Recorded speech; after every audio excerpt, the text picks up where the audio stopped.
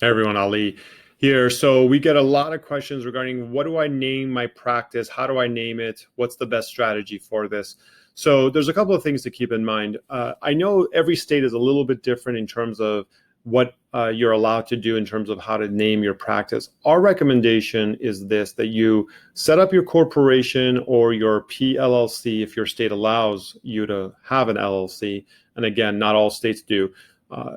Under your name. So put your name, your professional moniker behind it, and then something like Inc. or PC or LLC. And the reason is we want the corporation or the LLC to be your name.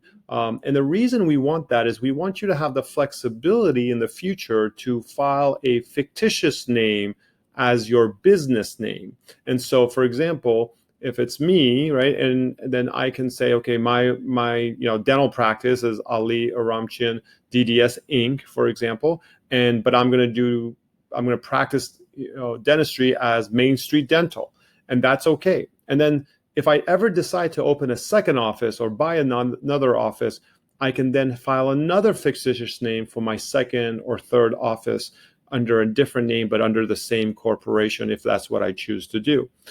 Alternatively, what may occur, and this has happened a few times, is that you get bad Yelp reviews, bad Google reviews. You get things that are out of your control because of an unhappy patient or unhappy employees or whatnot, and you have to change the name of your practice as a result of that. Well, when your corporation is under your name, but your fictitious name is different, you can easily change that without worrying about having to change your corporation and things of that nature.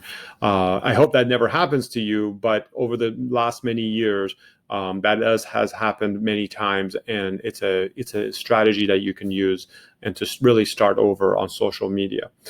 So those are the recommendations. You got to make sure that your name is not misleading, of course. Make sure that it's compliant with the state rules.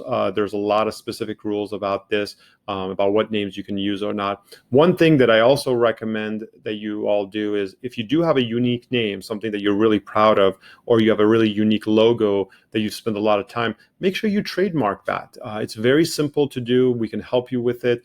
Once you do it, it does take about 9 months to a year for it to process. There's a lot of communication we have with the Patent and Trademark Office. But once you actually have it done, that is yours and protected nationwide. And so nobody can steal the name or the logo. So don't forget about that. It's something that a lot of people do when they do come up with an interesting name. So if you have any questions about it, give me a call. Thanks.